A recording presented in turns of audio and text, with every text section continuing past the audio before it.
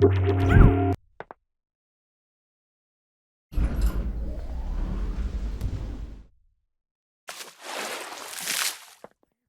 far throughout these tutorials, we've seen an awful lots of, different pieces of animation, a number of different approaches to them, and of course, we've worked carefully with applying, body mechanics and animation principles to things as we've gone along the way.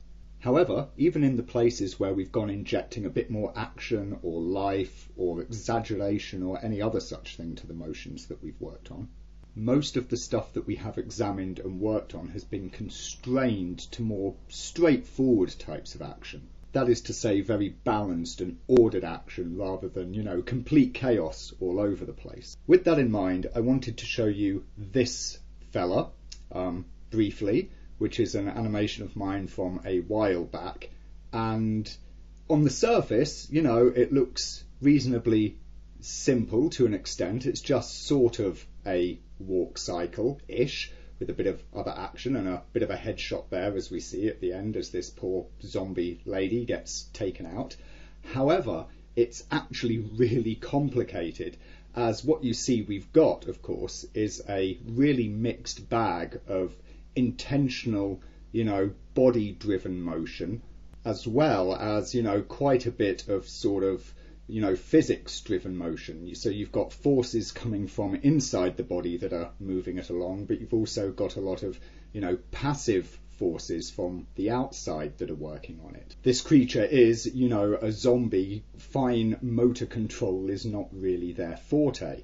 And as such, even though it is a walk cycle, you can see that she's walking along in this almost drunken fashion. She's off balance all over the place. Her feet are, crossing over, and she's tripping over herself. And there's points where she, takes slow steps, and then she does a couple of really quick ones, and then she whoop. I mean, look at that little link over there as she sees something else and tries to change direction and sort of gets it a bit wrong and has to throw her torso around to try and stay on balance and everything else. It's a really, really complicated motion, because you've got this total chaos and inconsistency in the motion. Things are constantly changing speed, they're changing direction, the balance in the body is just all over the place. It's a real mess to animate. She also goes off axis, so of course, she starts out walking down this, reasonably straightish on axis path, weaves off a bit, and then, weaves back and starts going completely cross axis like this, except it's not just a straight cross axis. She starts going and then she whoops over to the side there, and it's just a, a real mess. In motion terms, that is, of course, so to speak. There's also some really complicated overlaps and arc motions taking place during this cycle. For instance, the arm here where she's walking along and sort of reaches out as she spots something and then sort of, pulls her arm in and lets it drop, and it becomes this sort of pendulum, as it were. As you see, you've got this, arcing round in front of the body, swinging back, and then, of course, pulling forwards again as you've got this crossover of motion of her partly controlling the arm, but it partly just sort of flopping around by her side. You've got the roll in there, where, the arm sort of tucks in first in an anticipation before rolling out, and you get this nice smooth arc through space, but of course the body is still moving along as well. So you've got this, counter animation going on between the path that the wrist is taking through space and of course the path that the body is taking through space. And because the wrist is a descendant of the body, the movements from the body cascade into the wrist, so the wrist has got to sort of maintain itself as well, and that's really quite, difficult and challenging a thing to, animate well.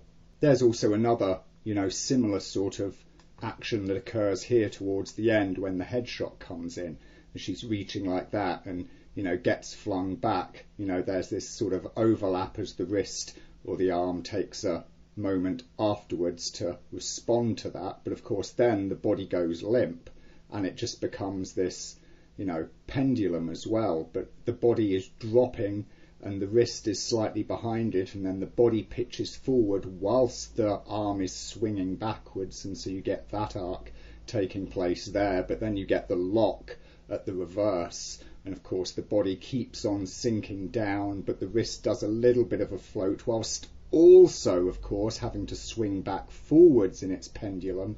And then of course, as she comes down like this, the wrist and the hand hits the ground entirely as she rebounds and flop like that. Really complicated arm animation here. Now obviously I'd love to be able to take you all the way through, keying animation of this kind.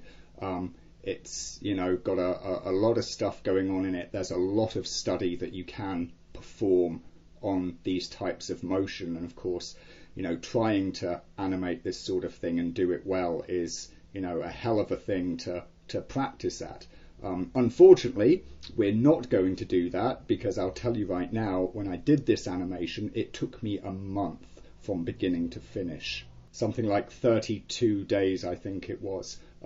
Heck of a lot of work, very slow going, pretty horrendous workflow wise in a way, to try and piece together and of course make it smooth and nice and pretty. And so even though it would be great to be able to, demonstrate a complicated, action going around all over the place piece type, like this, it is, I'm afraid, for the, purposes and runtime of these tutorials, pretty much an impossibility, I'm afraid. However, it does, serve as an example of the sort of things that you might, end up at some point wanting to animate, and all of the complications that you can imagine going in there, as well as, of course, the amount of time that you might have to invest into producing such an animation that, plays really nice and smooth and cleanly and looks natural and well formed in its, overall outcome. So instead of something as huge and complicated as that, here's what we're going to cover in this video instead, and it's a nice little dance move that we're going to perform. This gives us a lot of opportunity for getting, really fast and flowing animation with a lot of different actions taking place on different parts of the body that have to time up right and overlap and follow through correctly for the whole motion to really have the right smoothness and pace, and for all of the beats to hit just nicely. It gives us this nice mix of, the character taking these intentional, internally driven active motions, but of course because they're flinging themselves around, then there's also the passive forces around them, gravity and momentum and so on, that have to be accounted for in the motion, so as the character maintains their balance and doesn't overshoot and, keeps themselves properly supported on their feet. And there's also a good deal of opportunity for, making complex interconnected arcs of motion at the, extremities of things that all work and tie together in the end. Not to mention, of course, all the different weight shifts and rebalancing that the character will have to do as they, really shift their pose about within the space. So here's what we've got for starters. You can see that I've already put some stepped keys here on our character, which sort of sketch out the motion, the dance move that we're going to be performing here. And they are just simple stepped keys. It takes a bit of thinking through to think which motion follows which other one. And so we can just see the rough outlay of all of that happening here, and that's very nice. So let's talk about what we've got so far, shall we? We're starting then, I guess, in this sort of rest pose, this sort of just hang and wait before the music begins, before the beat kicks off. And then either just as it does or just as it's about to, we go into this little anticipatory sort of, crunch there, this little, hold up, which is of course preparing to spring out and go pow out to the side like this. And of course we see he throws the weight of his hip over whilst of course, contorting his spine across, and this first foot jumps out to the side there with this strong sort of, pose out like that. And of course his left arm here sticking out to the side as sort of a counter shape like this. Coming from that, he turns himself around, bringing this, left leg here up high and hard, as he's going to sort of, power his way through this move and kick out into this side there. And you see him starting to wrap the arms, of course. That arm that was up and out is sort of wrapped around the body, whilst the other is still in a lean back there. And as he comes out to this side, then of course both his arms are brought up, and he's, leant over with that foot trailing quite far behind there. So he's out like that, and then he pulls and slides that leg across the floor like this as the arms push down, giving him this sort of, slow dynamic drag that we have there. Of course, what we're really seeing here is something of a fast, fast, fast, slow move like that, you see. So this is where part of the dance and the dynamic is coming from. We're going pow, then fast, fast, slow. Having gone through that slow, of course, we then have a small hang before boom, and he's out again onto the opposite side like this. So he's come through this fast, slow, and bang, out into fast again. Really strong, striking movement in the other direction like this. And he whips out of that to begin a turn. Now, of course, for the turn, he needs to propel himself with some rotary force. So what he's doing here is kicking the one leg out. This is a bit similar to our soccer kick, I suppose. And of course, he's got this, arm there coming backwards for balance. But this leg will be kicking out, but also to the side like this as he's, spinning, preparing to propel himself around. As he goes into the spin then, we see that he's, kicking that leg around himself, and he's using that as a force driver to drag himself around in this circle. But also, of course, notice this arm here, which was backwards, he is now swinging suddenly forwards again to, use the weight and momentum of that arm to also carry him round, whilst, of course, doing the opposite on the right arm. Here, he's throwing that back in the direction he wants to turn, using, his body to spin his weight around, and so help him to, of course, achieve this spinning motion that we see going on there. So he turns, he's right around, he's come round, of course, full circle now. It's not so easy to see in step, but what he is doing is turning around in that direction like this, you see. So there, turning to his right, come all the way around, turning to his right, goes round for another revolution, of course, like this, and notice what's happening to this kicking foot that's, keeping off the ground, but he's keeping it a bit lower now. Keeping it stuck out like this would only slow his rate of turn, so he's sort of bringing that foot in towards his centre line to help, maintain the speed of his rotation. He's back round, facing away from us, and then as he comes out of the turn, he comes out bang, like this, really strong sort of pose out. Of course, what he's having to do at this point is he's having to try and stop himself turning almost instantly. We notice from the side here, the way that he's doing this, he's been spinning round like that, but bang, as he comes out of it, that hip comes throwing forwards like this. He's trying to take as much of his rotational energy as he can and push it out in a new direction like that. Also, of course, notice that he pushes himself off to the side. His hip goes sideways. It's been spinning around more or less in the same spot, but he throws it sideways and forwards to try and cancel out his rotation. And also, of course, that leg now comes shooting out, and we take this wide stance like this to help give him extra balance, so as when he's sort of, grabbing the floor with his feet, he can really rip his body to try and make it solid like a rock to hold himself and snap stop at that pose there. Having then done that, we get another brief hold like that before snapping out and into another pose here at the end, from which he'll continue his dance move into another little routine, another little move. And you see that we're sort of using the standard process a little bit, except notice that we're doing the opposite of what we would do in a walk or run cycle. Here, his left leg is back and his left arm is back, whilst his right leg is forward and his right arm is forward. He's sort of setting himself up for the next move. So, there we see all of this stuff taking place. Really nice, really good, set of initial poses to work from there. Now with something like this, obviously timing is going to be absolutely key to making sure that this looks nice.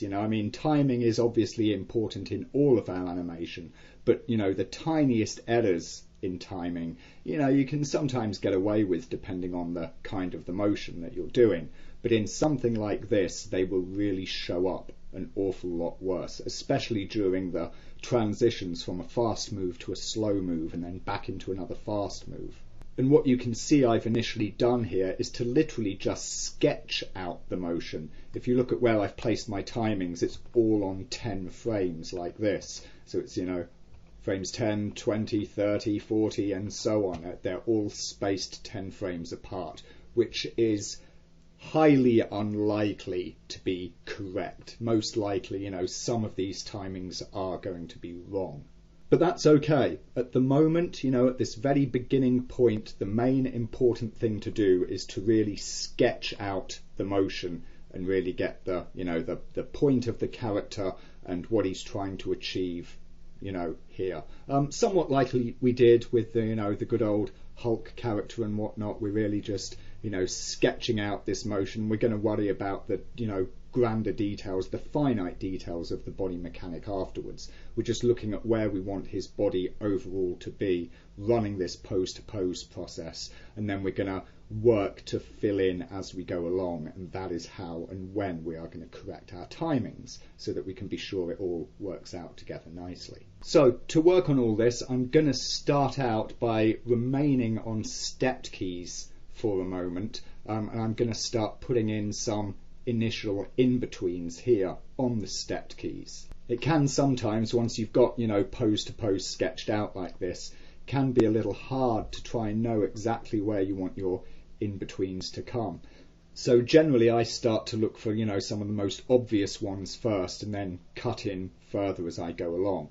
And I think that to begin with, one of the most obvious points is going to be the spin here, because as it stands on stepped, it's hard to tell that he is spinning, or at least what direction he's spinning in. So I've got the initial entry to the spin here at 70, quarter turn there at 80, and full turn by 90. So I'm going to come along to 85, and what I'm going to do is, put in a partial way through spin. So I'm going to grab his hip, and obviously that's going to be spinning, but I also need to be sure that I'm spinning both of these feet around with him as well. So I'll grab both of those and I'll rotate them all together like this to somewhere around, let's say, the 3/4 point, like that. Now this foot, the kicking foot, the left foot, that has been left behind. Obviously it's just rotated, it hasn't changed position, it hasn't orbited along with.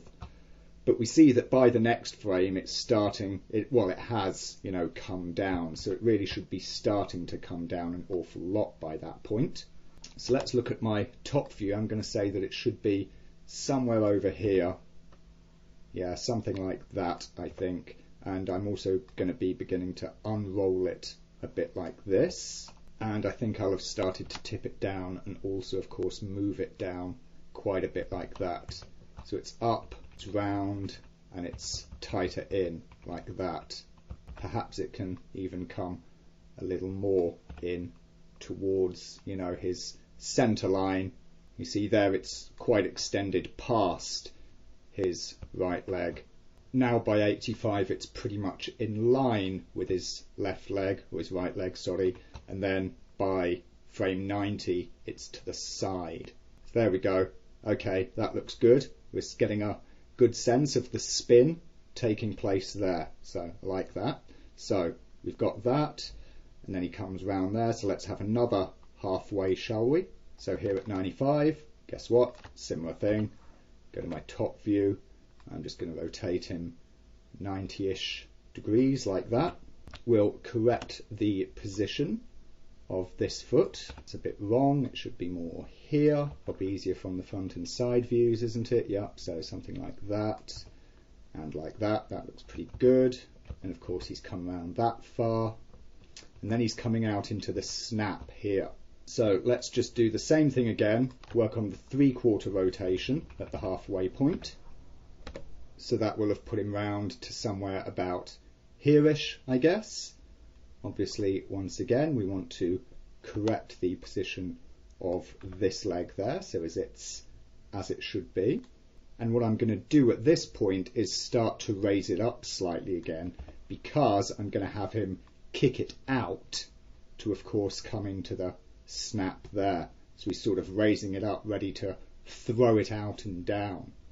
And the act of throwing that foot out, that leg out, and of course the weight of the leg out will be one of the things that helps him to cancel out his rotation. So here we go, let's see how that's looking, and spinny spin, that's looking good now. We really get the sense of him, doing a proper spin there and coming out of it. Let's look at the speed and see how it really looks.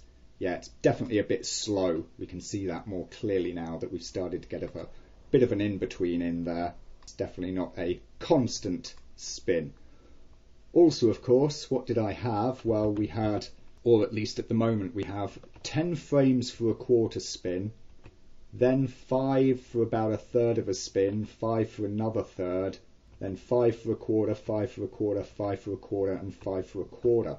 If we grab his root item here, and we go and take a look at the heading rotation channel, okay, yes, it's all stepped, I know, but if you look at the positions of these keys, that's not a constant rate of spin at all.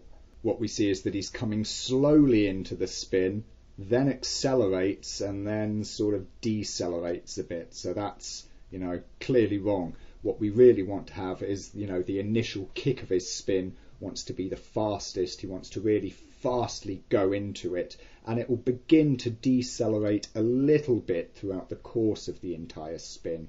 But of course he's not just slowing out, he's not gradually spinning to a stop, he's snapping out of the spin. So the overall deceleration won't be much, and for the most part it will be a generally constant rate of spin that we begin to get in there. So let's grab all his controllers and start doing just a little bit of time shifting at this point already.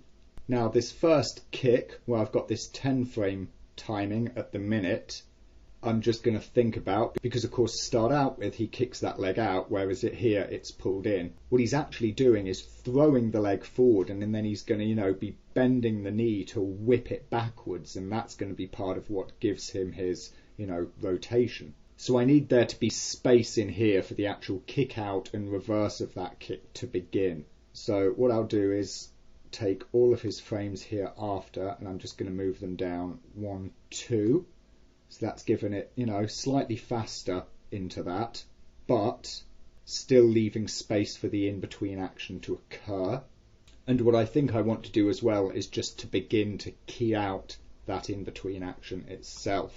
So at the halfway point here, so that's 4 frames, then I'll create an in-between, and what I want this to be is, well, I'm going to push him slightly to the side here on his root and give him a little bit of rotation, though not all of that, that much. And meanwhile, I'll take his foot here and I'll really start kicking it back like this. So he's throwing that leg backwards, but also, of course, throwing it sideways like this to begin his rotational momentum in this sort of a way. So there we see the action as it, needs to happen. Foot goes out, back, and carries through into the spin there. Here then we see our result after I've added in a couple more little tweens to our motion, nothing major. One thing you can see I've done is just tweened this foot slide here, so that's our little in-between. That's our previous key, or our, key that we had before the tween. So we now just get a little more detail in on that slide taking place there. And then I've also tweened just after here, as he comes out of his, power pose, he does the little duck before coming up here. So we've got that little tween in there as well. That's using something of a, squash and stretch really, because here he's stretched, then he squashes down, and then he stretches out like this. So that's taking that sort of an idea into the motion there. Other than that, we're sort of at the point now where there's not an awful lot of other, tweens that we can really start adding within our stepped pass that are going to make a huge amount of difference to our appearance, and so really we need to start seeing things in motion. So it's time to, throw things out of step to get working. To aid that, of course, I have made sure to put in, the appropriate hold keys, of course. Notice, for instance, this foot goal, it's in the same position right through frame 30. It only changes position there at frame 40.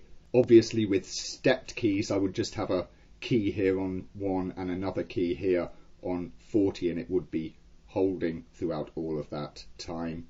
But of course, you go and convert that into linear and you just get one long 40 frame, drift, which is wrong. So I've been, careful to go through these foot controllers, any other parts as well, and just add in, little hold keys here and there.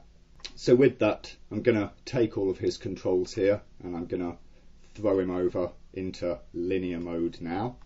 Just set curve on all of that there, and of course we need to do the bones in his arms as well, so let's just linearize all of those. And I'm also going to change my graph editor options at this point in time, so I get a default linear curve now for my subsequent keying activities.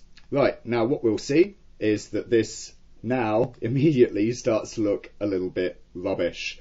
Oh dear, that's really bad and floaty and awful. So we can clearly see that we've got a lot of, problems with our timings throughout this, so we really need to get to work on all of that. First thing then, well, some of these poses aren't holding. He goes, he slinks to one pose, then he's straight out to the next. Obviously, this is due to the pose-to-pose nature of, how we've initially keyed this. So we need to make, corrections for that, basically with more holds. So to start off with, I'm going to want him to hold this initial pose, just for a little bit at least.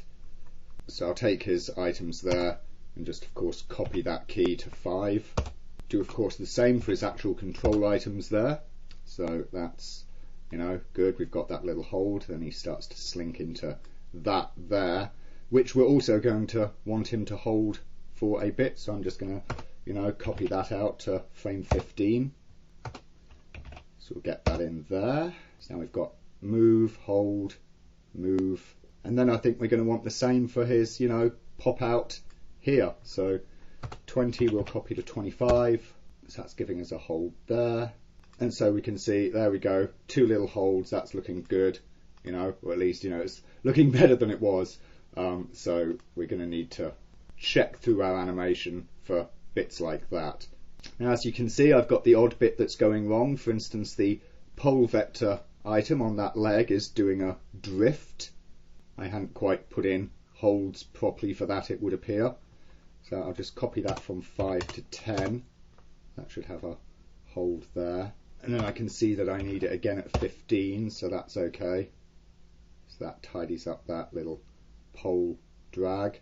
And I seem to need it again at 20 as well, so that pole vector really needs to be held through that whole chunk there. And it would seem actually it's his pose at 25 I want at 20. Let me just make sure it's keyed there, and just back key that position on the pole vector there to frame 20.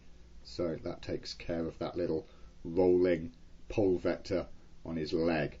Right, next thing I want to take care of then is, timing at this early stage, because he goes down quick, snaps out quick, possibly a little too quick. It's nice, it's snappy, I do quite like that speed with which he breaks out, but I think it's just a little too much, and also I don't think he's holding long enough. So I'm going to start by taking everything here out, so as that initial hold lasts until frame 10 here, so he's just got that little bit of extra pre-roll. Then the 5 frame down into this, I'm going to extend slightly, make that just a little slower. It is good, I do want it to be, snappy, but maybe not this snappy. And what's going to help here, I think, is just to sort of isolate this portion of my timeline a bit. So I'm just going to bring it down to 35. So that way I only have to see this little chunk. And then I'll use the graph editor to get all of the channels here, because obviously when I'm moving things I need to move the entire animation. So this means I don't have to keep, expanding and contracting my timeline to be able to grab the frames in the track editor. Also means I can just play with the timing more interactively with greater ease. So now we've got his initial hold and his slink down into that. So it's all of these frames. Let's see, let's try moving them out. 1, 2, 3, shall we? Yeah, that's more like it. Okay. Perhaps one more, because when I add a little slow in, slow out to that, it will make the action, the actual movement time seem that little bit faster. 1, 2 more, thinking ahead, of course, to where I'm going to put the slow in, slow out, and maybe a bit of overlap in there as well, so it won't be such a straight line action. Meaning that in its straight line view as I'm seeing it at the minute, I want to have it, acting that little bit slowly. Right, then I want to hold him there. At the moment he's staying in that, down just a little too short an amount of time. At the minute it is, of course, only 5 frames that he's staying down there for, so I really want to lengthen that out. Bring it out to 10, 11, 12, so he holds that pose for a half second now. Let's just see how that's looking. Okay, I think I'm liking that. Good enough for now at least. We can of course play with all of that later. So then we've got the snap out to his, point out pose there. That is quite quick and I want it to remain quite quick. At the minute it's 5 frames. That might be just a little too quick and I want to be able to get a good in-between in there. So I'm going to go 6 because I think then I'll have a 1, 2, 3, 1, 2, 3, either side of my in-between. It still gives it a really snappy sort of movement. And then of course we've got him holding it again, still only holding for 5 frames. I'm going to expand that hold, but again not a huge amount, so it's currently 5. Let's take it up to 10. We can see how that looks. Yeah, I think that 10 will probably work well as a timing for that. So, okay, that's worked in our little initial timing there. So then I just want to look at the timing of him coming across and through the step and into the slide here. Very floaty at the moment and clearly bad, and we can see that there's a few problems, but we'll be tidying those up. At the minute I just want to look at roughly how long he's taking to do it. Let's see the frame at which he arrives. It's actually here, isn't it? Yeah, 64, so let me just watch that and see how it seems to play for him stepping out of that. Yeah, it's too long. So what I'm going to do is just take all of these frames now and I'm going to bring them in by 4 there. Let's see how it plays with that sort of timing. Okay, that's starting to look better, I think. Okay, grand. So that'll do for, an initial bit of retiming for the minute, and we'll start fixing up some of these details so as we get a better look at the animation looking nice and clean. The first problem that I want to address then is what's happening with this right foot. As you can see, look at that, it just flakes out all over the place, completely wrong sort of animation that we've got there.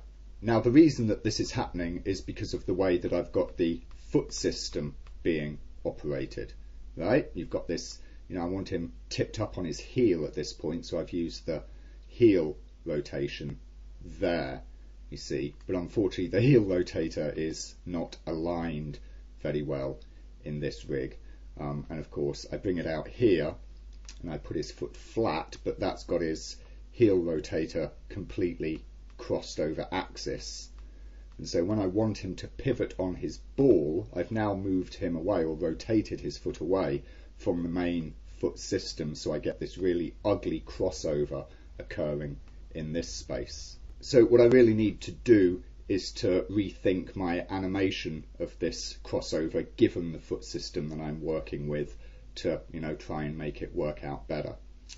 First of all, I'm going to take care of this tip over here where he comes off the lifted toe off the ball there and down onto the heel like that.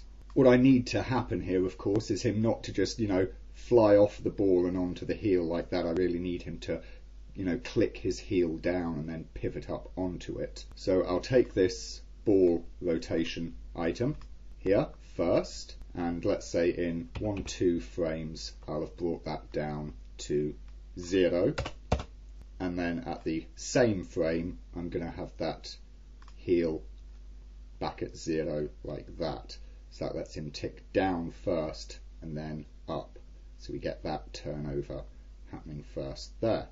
Now the easiest way to avoid this horrible crossover at that point is to have the heel have come back to 0 at this point, where of course his foot goes flat again on the ground. But of course I can't put the heel rotator at 0. Here it's, posed as if at 0, but because of the way that the axis of this are aligned, it means that it's at this, really ugly rotation there. So here's what I'm going to do. I'm going to rekey this so that the main foot goal itself is moving during that period there. Okay, that will involve then having the heel come to 0 by this point, so let's reset its value there, and subsequently then we want to get the main foot goal and rotate it out and move it, put that heel into roughly the same position. Let's try and get it as close as we can. Look at it from here. Okay, it just wants to be a little bit further back there. I know you can't see it, but I'm using my finger against the screen here so as I can actually get a visual reference of where I want to put the item. And I'll just do the same on this view here from view 3. That's already exceedingly close. There we go. Okay, so we can see that that is good there. Yeah, you see that that crossover change over there is working. However, how's it tweening? Look at that, we've got a bit of a ugly drift going on, but it's not as bad as the previous drift. And the result, of course, is we can see that this next move as he rolls the foot around there is significantly better. If we look at it in playback, we see that it's, cleaned up an awful lot. So that's fine. We can probably, fix that with some careful tweening at some point.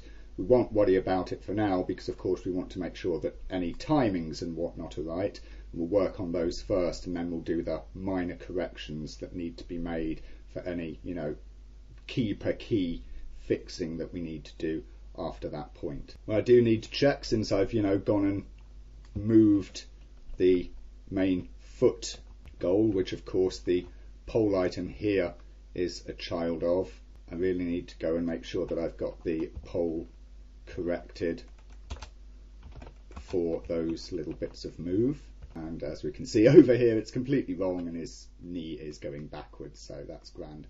Let's bring it across to where it ought to be, somewhere around here, I guess. Yeah, that looks fine. Okay, there we go. It's a much better sort of swing now that we get across that section. You can just check it again, and yeah, okay, so we're looking better now. Looks a bit weird, looks like it's freezing, because of course we're not seeing the motion of that foot in context. Let's just see it with the whole body going on so as we can see exactly what he does. Okay, right, that's better.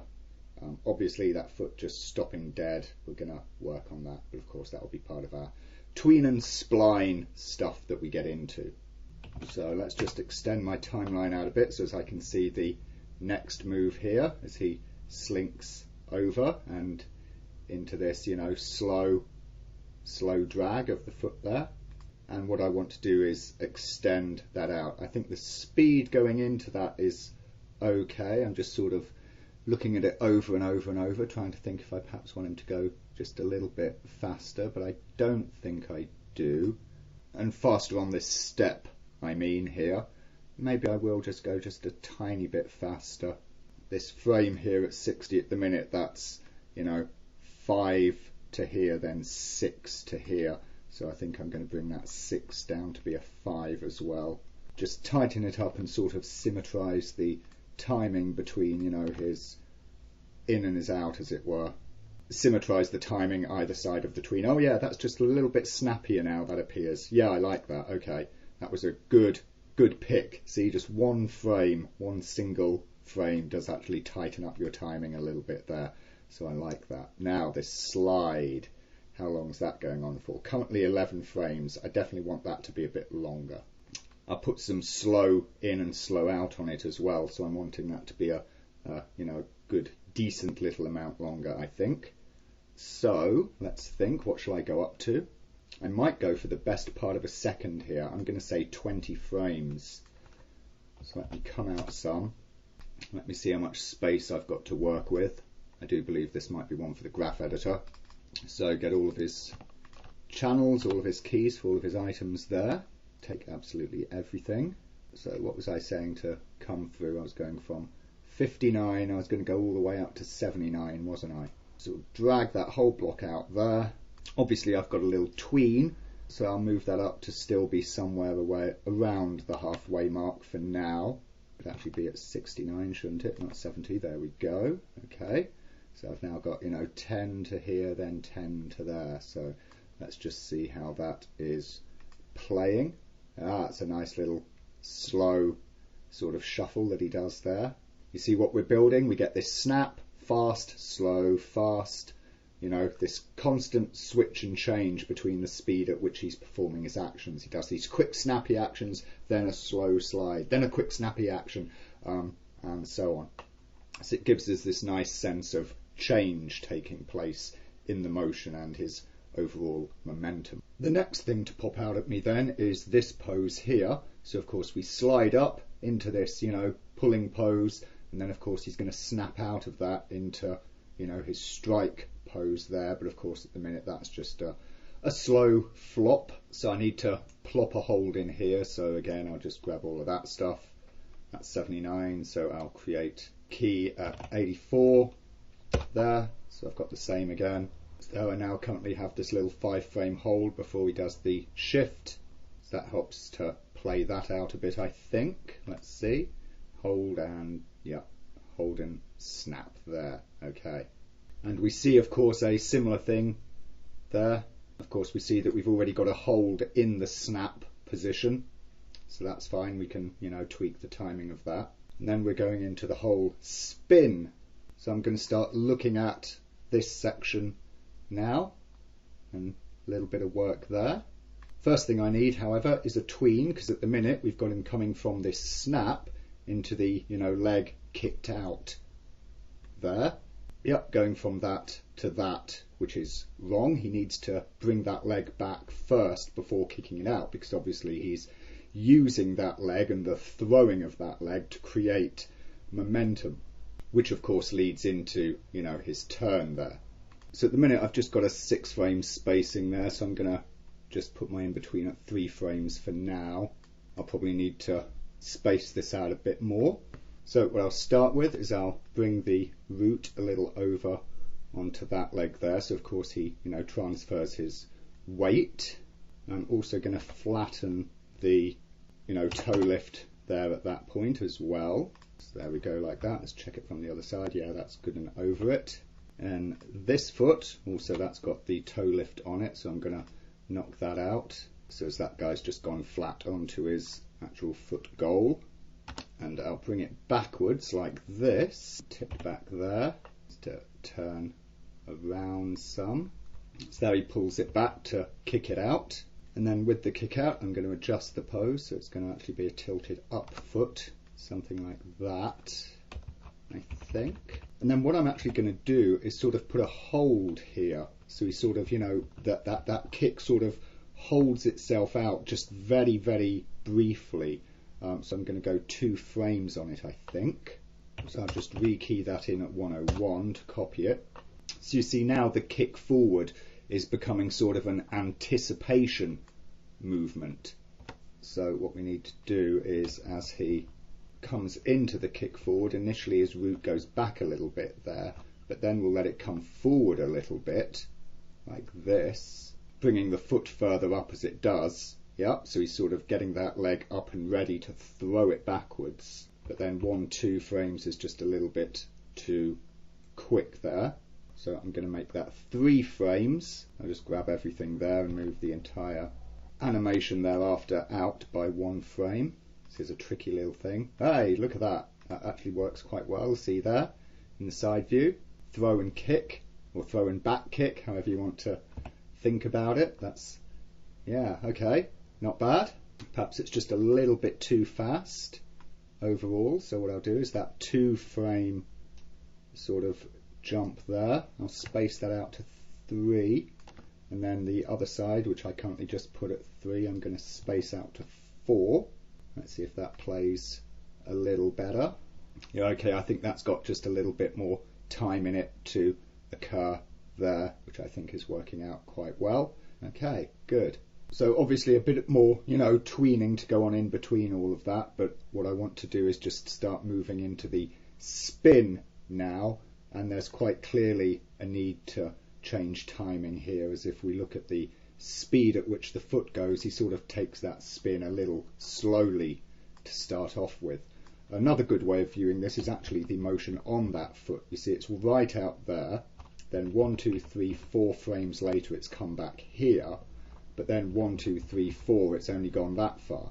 Obviously you really need to be looking at its rotational speed, so 1, 2, 3, 4 it's coming back there, and of course I can see that presently I've got a bit of a mistake because it's overlapping like that, so obviously it needs to come out a bit more, possibly forward some, but I'm also going to give it a bit of a rotation here, which helps to clear that leg a little bit and prevent the penetration there. You can also turn it up just a scotch like that, I think.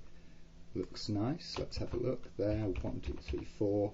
Yeah, so that's reasonably working out, but what I think I want to do is actually raise him up at this point slightly, which will straighten out some the leg which he's standing on. I don't want to straighten it completely because of course bent knee helps to maintain the balance, and I think that what I really need to do is to take that foot and just bring it out more like this there, so we can see that move that it's made there, and then it's making that one. So the question is, do I want to move it more at this point? Do I want there to be a greater amount of movement going on in that foot? Perhaps a little. I can push it out just a scotch there, but I'm going to at this point take a look at my motion paths, and obviously this will need to become a curved path. At the minute it's just this corner, hard linear corner, but I can see that my spacing here is significantly smaller than my spacing over there. So whilst 4 frames into here I think is good, 4 frames to the next point I think is too long, so the way that I'm going to do it is, rather than changing the posing, I'm just going to shrink the time. So let's grab that and bring that down to 3 frames, and there we go, that's getting a more equal spacing there. And so at this point the top view provides a pretty good way to see how the rate of turn is going in there, because obviously that's what we're trying to match up here. He's throwing this leg to create some momentum in himself and help him to turn, so we need his turn to really take off along with that. What I think I'm going to do to help accentuate it is, just as I moved the root there, I think I'm also going to rotate it back just a little bit around like that, so that of course he winds up turning more at this point. So there we go, there's our spin, or our initial spin, and I do think I quite like the rate on that.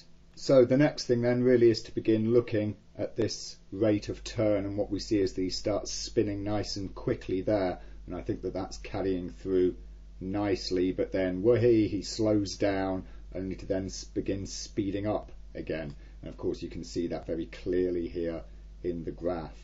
So we'll take a close-up look at that, and I think that the best way to deal with it is of course going to be to just shorten the timing there. What I'm looking at here is of course the first bit of turn, this initial little run just there on the heading rotation, and I'm trying to get this next piece to be broadly the same sort of time, or the same sort of rate I should say, the same level of rise in heading, and so we can see there that's now giving a consistent rate of turn, but then he starts to speed up. So let's just take our timeline out there so that we can get a better look at how that is appearing to be. So let's work on the rest of this spin and its timing, and we see of course what we've got going on is a couple of speed changes that are happening there due to the particular posing that we've put in. We went from like a third to a quarter, and so on. The first change I'm going to work on then is after here, where of course he speeds up, as you can see by the lifting of the heading curve taking place there. Now, really, I think that I do want to have him speed up just a little bit, because, of course, after he's wung that foot around, he brings it in tighter, just like an ice skater doing a spin. As they pull themselves in tighter, they get a slight speed up in their rotation. And conversely, when we are going to be at the coming out of it point, let me just extend my timeline there, then I will want to start slowing that rotation down a bit, as I'm going to have this left foot there coming out ready to make contact with the ground. Now, as we already said, I don't want to slow it down too much. I don't want him slowing down to a nice stop point. We are going to snap him out of this pretty fast, but we do want to just turn it off ever so slightly. So first of all, let's deal with this increase in speed. As I said, I do want it, but I think that it's a little strong as it currently is. So let's take his frames, and I'm going to bring them down, or rather out, I think by 1 frame there, so that you can see it is giving him a little bit of a speed bump. He is increasing his rotational speed ever so slightly. Then at the frames after that, I need to bring those in, because I want him to maintain a constant speed, so somewhere around there. It's difficult because if I move them here, then he's speeding up too much, but at that point it looks like it's slowing down just a tiny amount. We'll look at that in a moment. Let's move on to the next one. Again, it's starting to slow there. The curve is dropping its rate of climb. So let's bring that in 1 frame there, perhaps 2. Yeah, more like 2. And what I'm going to do is I'm going to take these little points on the heading line there and just lift them up a tiny amount. So now we're getting a much straighter line right through here. Then, of course, we get the next chunk. Let's pull that in, something like that. And then this very last chunk, I think I'm going to leave where it is, because something like that would be keeping it at speed, but by having it 1 out as it is, we are getting a very slight slowdown occur. So let's just see how that is looking as we play through it. There we go. Okay, that's a nice sort of spin that we've got going on there. We've got a nice, consistent speed taking place. He doesn't appear to be, speeding up and slowing down all over the place. He does look pretty nice and smooth there. So I'm quite pleased with that. Right, so then we've got him coming out to, strike this pose as he lands there. And we've got a bit of a hold on it, but what I believe I'm going to need to do is to extend that hold some. I probably will extend that a fair bit, possibly up to a good, 18, maybe 20 frames. I'll try it at 18 first. So I'll push all of these keys here out to have that at 150. Then we can see what that's like as a holding time there. So how's that look then? Maybe it's a little long, so let's bring it in some. What was I saying? 18. Let's bring it back 6. So now it's a 12 frame hold, half a second. Yeah, okay, I think that works well. So yeah, we have that sense of him sort of, pausing for a moment before he slinks out into his next move there. So that works reasonably well. Okay, so we should have worked through pretty much most of it now. So let's take a look at it all, and we can see how our piece is playing overall. There we go. Whee! Okay, I like that. I think that the timing there is, pretty good. I'm quite happy with it, pleased with it. So that's nice enough, I think. A place to, begin with, that we can start doing some of our more detailed tweens now. Because, of course, you'll notice that at present we've still got these nice, clean keyframes on everything. And this is a much easier point in time to be adjusting all of our timings when we've got, root and feet and arms and spine and everything all having their keys in line, the good old, Lango method here. So that's really helped us to get this timing of the whole piece down without having all these confusing keyframes to deal with. So as we move forward and we start doing some tweens, then we will attempt as best we can to try and keep things on solid, lines in time.